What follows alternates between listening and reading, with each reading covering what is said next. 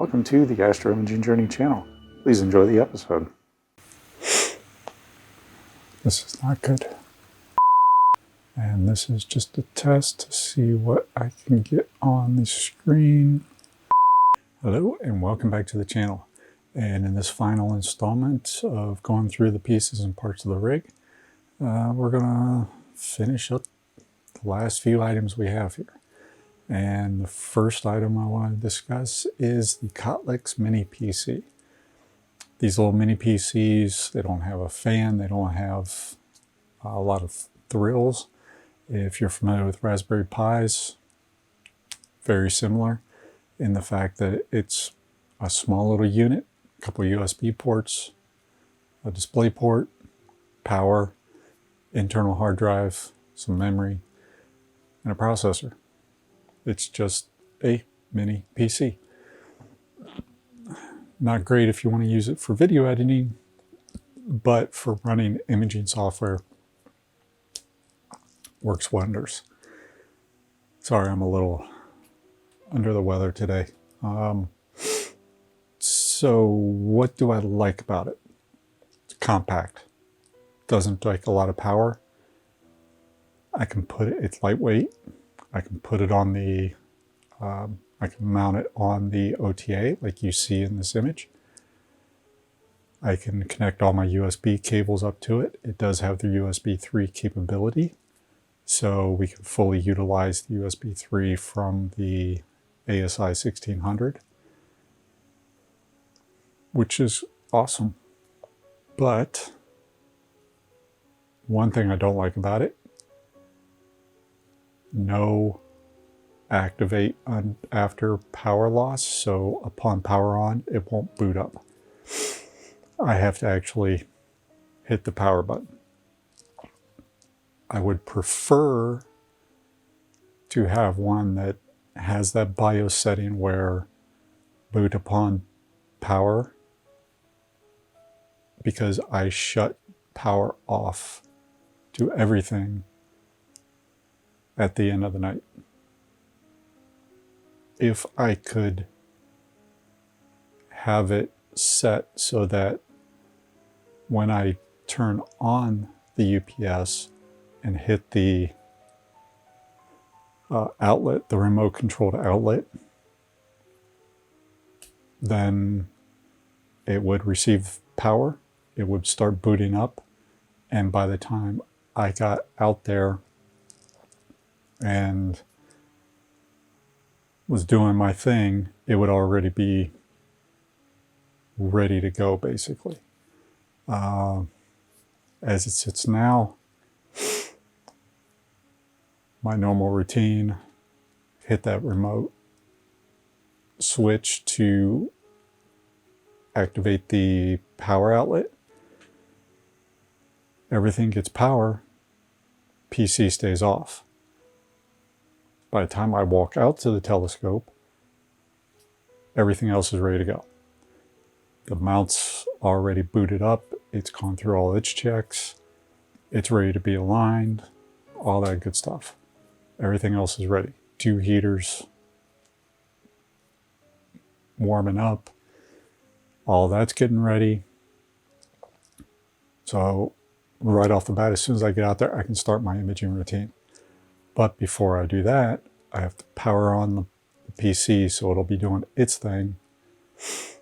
And this is all great if I've left it sitting on the concrete pad from last night's imaging session. If I have to do the polar alignment, I either have to take my other laptop out with me to connect the Polemaster to, or wait until this powers up to connect the Polemaster to that PC, and subsequently a portable monitor and keyboard and mouse to do the Polemaster. But that's small potatoes in the grand scheme of things. The ability to utilize the USB 3 fully from the camera has been great. Fewer wires coming off the OTA and going elsewhere means less chances of cables getting snagged. Only one cable coming off the OTA is the power for that PC. There's a few others, this guide cable and all that. I'm just talking about as far as USB cables. And so overall, it's been much better having that right there. It's dedicated. I can disable the Windows updates for a period of time. I think it's 39 days, 35 days, whatever it is. So I'm not worried about that. You know, I basically get to control everything on that as far as when updates are done for both software and the OS. And I'm not worried about anything else that I might be doing conflicting. PC's sitting there, it's doing its thing, it's dedicated to doing the imaging session. And while that's doing that, I can be using my other PC or laptop to do video editing, processing, you know, image processing, whatever, while that's doing that. And I'm not dedicating one of my devices to that I can't then do something else. Let's say I'm caught up on all my video editing. Yeah, sure, I could use that PC to control the mounts and the imaging session. But let's say tonight I've got this video to edit. Well, then I can't use that PC because maybe I want to edit tonight while the session's running. Now I got to use my other laptop or my laptop. But if the imaging sessions run and this takes me an hour to edit, now I'd have to switch control so that I can do the processing, which I do on my laptop, or I don't get any processing done tonight. I'll take the little mini PC out there. Relatively inexpensive. I think it was like $150. It wasn't that much. I had a spare hard drive already, so I didn't have to worry about that. So yeah, it's been a good little addition. Only drawback is that power button very flimsy.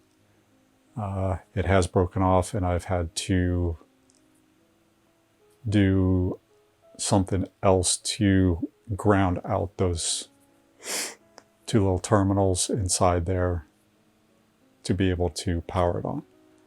So at some point I will be replacing it, but the one I want to go with that has that boot on power feature is about $250.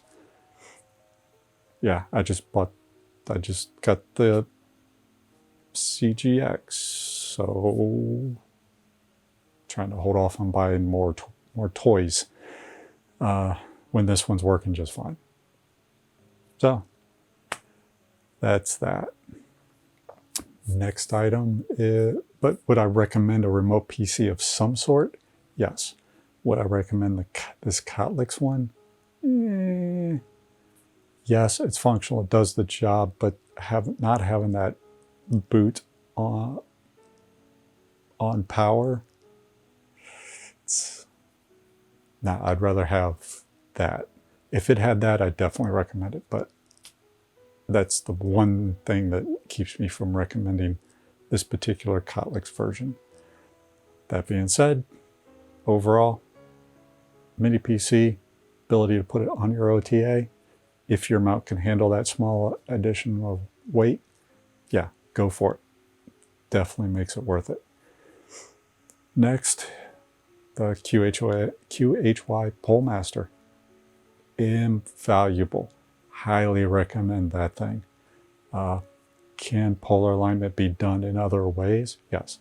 Does this make it easier? Yes, in my opinion. The ability to put that right on the RA axis and get polar aligned in mere minutes is just, it just saves so much time when moving that mount around. If it's a permanent observatory and you're doing it like once a month to validate your polar alignment, you know, other forms, is it justified the cost when other forms are free? That's up to you. But for me, it's not a permanent observatory, so therefore the ability to get polar aligned and back online quickly, it's invaluable. So I highly recommend it, especially in mobile setups. And I'll put a card up here for some other videos I've done in regards to that. And also, hopefully I can get a couple cards to go in sequence here, because I also want to put up the card on that that custom 3D printed mount adapter that I reviewed and installed not too long ago for that, and specifically the CGX and CGXL mounts. That thing's been great too. So definitely recommend both of those. So check out that video, and it's got the information on where you can get that little mount adapter. Next up is, trying to do this from memory here, the Canon T6i. That was my initial imaging camera. It was the one that I started with. I did have it astro modified to have the IR cut filter removed and the anti-aliasing filter removed. And right now, as you can see, it's mounted on top of the OTA with a 10mm stock Canon lens, just to do wide field things, you know, just little kind of like B-roll things, or, you know, if I'm imaging something in one particular area, but there's a, say, meteor storm coming in that night, you know,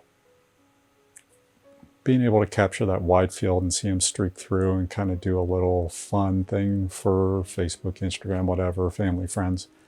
Yeah, it's awesome for that. So, you know, it's more of a little just fun accessory right now. But the ultimate goal is to try and fix my CGEM 2 with the backlash, and ultimately build that up as a second rig using this camera and a wider field telescope. Not sure what I'll go with, but that's the plan sometime in the future.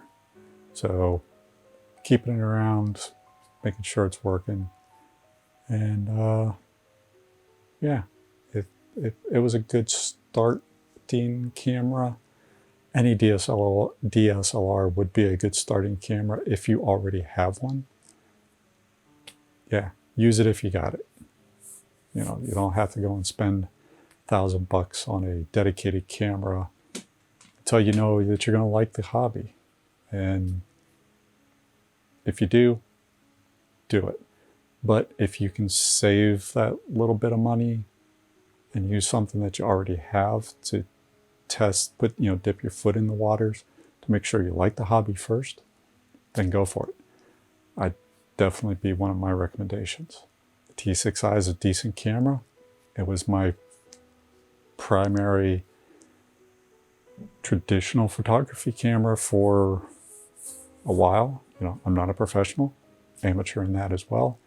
And it worked great until I upgraded to the T7i. And I wanted to get into astro imaging, so I opted to go with the T6i for my initial imaging camera. Had it modified until I could save up and go the mono route. So to sum that up, if you got a DSLR, recommend go with it. T6i is a good option. Probably find them used decently out there. It's got, it actually has the same pixel size, 3.7 microns, as the 1600 mm. So if your sampling rate, if you're not oversampled or undersampled in your imaging train or your setup at that pixel size with DSLR, then translating that to something like the 1600mm Pro would be a relatively easier change. The sensors are close to the same size. They're not exactly the same size, but they're close. And they're like the DSLR is like 6,200 and something by 4,100 and something. Whereas the 1600, I believe, is 6,000 by 4,000 even. So they're close to the same sensor size with the same pixel size. So the field of view is pretty close to being the same. So that would be a good transition camera if you're going from DSLR to monochrome, because it allowed me anyways to transition from the DSLR to the monochrome with roughly the same field of view. The only real difference I had to adjust to was using filters as opposed to a one-shot camera. So yeah, it's been a good camera, still using it, and we'll hopefully build another rig around it in the future. All right, and here's the 1000 Oaks dew heater. It has the ability to control 4 individual heaters, runs off a 12 volt, and generally I have 2 connected up, but right now I've 2 dew heaters connected up, one for the OTA and one for the Canon lens on the top. I used to have 3 because of the guide camera and scope before I got the OAG, but now that that's just a finder scope, I don't worry about the dew heater on that as much, but I do have it hooked up in case I do need to use it for some reason. I can always turn it on. Is the dew heater worth it? Yes. I lost so many subs and so much time in the early days because I didn't have a dew heater. And that front corrector plate on the OTA would just fog up and the images was just crappy halfway through the night. And half the night was spent basically worthless. Not every night, obviously, but enough that it became a problem. And I knew about them, but I didn't know how important they were when I first started.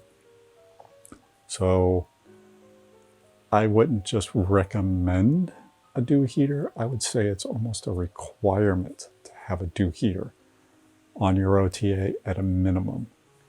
Your guide camera or your guide scope, if you're not using an OGA or an OAG, excuse me, then yes, you need it on both. But, you know, is the 1000 Oaks the best? I don't know. It's the only one I know. It's been working flawlessly. I haven't even had to replace a heater band at all. You know, they've all been rock solid. Everything's been great, no problem. So I would definitely recommend the 1000 Oaks version that you see here. And I know I'm sucking at the transitions, but what's left? Edge HD 11-inch. I don't think I've gone over that. If I have, I apologize. I'll cut this out. If not, long focal length. Really gets out there and touches your targets. But you need to do mosaics for larger things. So I'm not going to say if I recommend or not, because each person's desire and what they want to do is different. For me, I love it. No need for a field flattener because it's already a flat field coming out of the OTA. Long focal length to get out there and touch things. I'm delving into mosaics. I did that on the moon. Fairly straightforward, but some learning to do on that. I've got a couple targets that are a few panels, like 4 or 6 panels, that I'm working on collecting when I can actually image, if the weather would cooperate.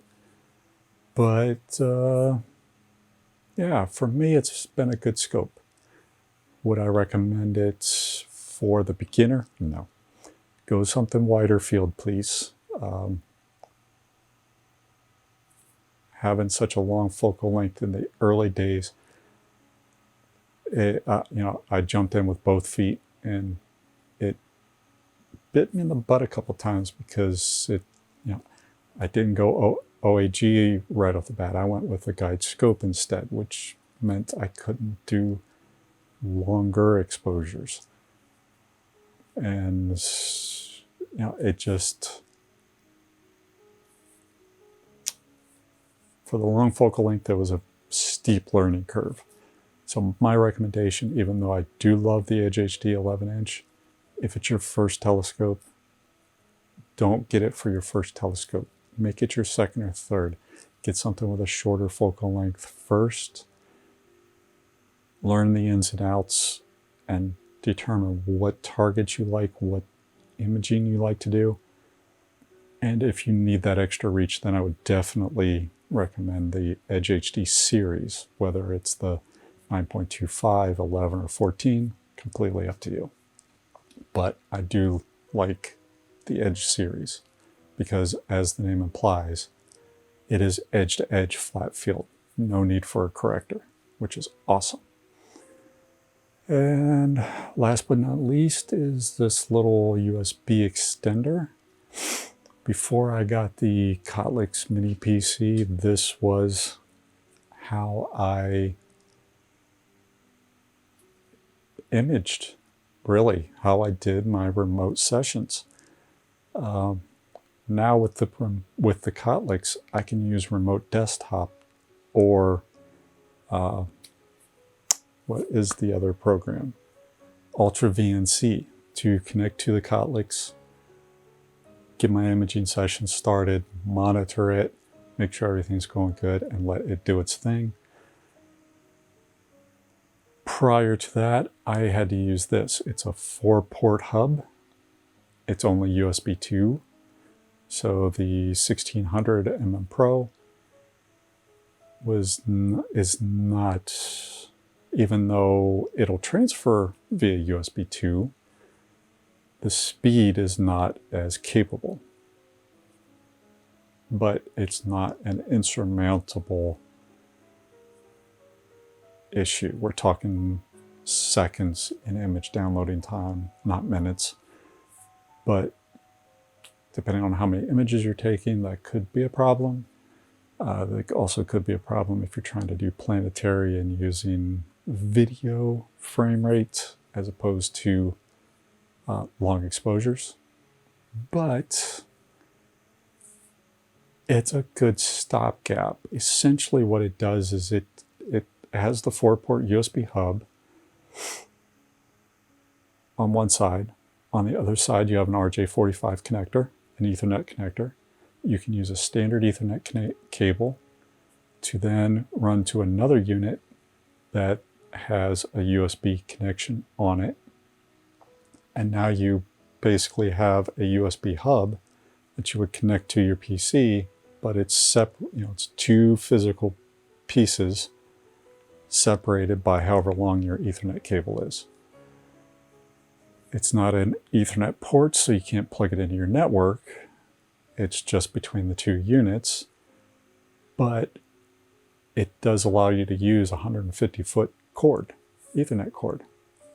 Sorry, the camera's going into heat warning, so yeah, I'll try to speed this up a little bit. So yeah, so it allows you to sit 150 feet away. I can be in my basement, in my living room, controlling the telescope, which is, 60, 70, 80 feet away, and everything is great. And it's like I was sitting right there. And, the hub was on the OTA, and I had a single cable going to my PC. Same concept, just longer distance. So, is it a recommended item? No, it can be a little finicky, but at the same token, if you don't want to be sitting outside with your telescope all night long, it's a good idea to look into a solution like this. I don't think this particular model, if it's a solution you want, then yeah, I'd definitely go that route. This one served me pretty good while I was using it. I still leave it on the OTA. It's a few ounces. It's not very heavy. It's not really detrimental to the performance of the OTA. Yeah, it does pretty well, or it did pretty well while I left it. So like I said, I'm leaving it on there just in case for any reason the Kodlix were to die, fail, whatever. I can still run my imaging sessions the old way, and it shouldn't be a problem. And with that, I think that pretty much covers it. The only other thing I really didn't review is I mentioned the power supply, the battery backup, and off of that is a GE smart home outlet, an outdoor outlet that I can control from my phone. So like I said earlier, that thing is great because I do have a smart home to control some lights and outlets and different functions, door locks and all that good stuff. And I can go into that app when I'm ready to walk out there, power it on, everything's powering up while I'm walking out. So that by the time I get out there, everything's ready for me, with the exception of the PC, obviously. And I can go ahead and start doing my thing, getting things aligned, doing whatever, which is awesome, because now I'm not waiting that time for the mount to power up and go through its checks and initialize, and I'm just sitting there, come on. Yeah, we've all been there, right? So it's been great as far as that's concerned. No issues with it not being able to connect to my smart home, and or just simply failing and I'm losing power. So it's been great. It saves me a little bit of time as I'm walking out. Like I said, it's powering up, everything's good. So yeah, and that, I think, truly is the last item of my rig to discuss. Nothing else I'm going through, visualizing, and nope. Yep, we're good. So with that, I'm going to say thanks everybody for watching. Hope you're staying safe and healthy out there. As always, clear skies and have a good one. Thank you for watching yet another video from the Astrometry Junior channel. Really appreciate your viewership. In our upper right, we have the latest video we've uploaded. In our lower right, we have what YouTube might think you would enjoy. And in the lower left is our subscription button. Please like this video, subscribe if you so choose. As always, clear skies, have a good one.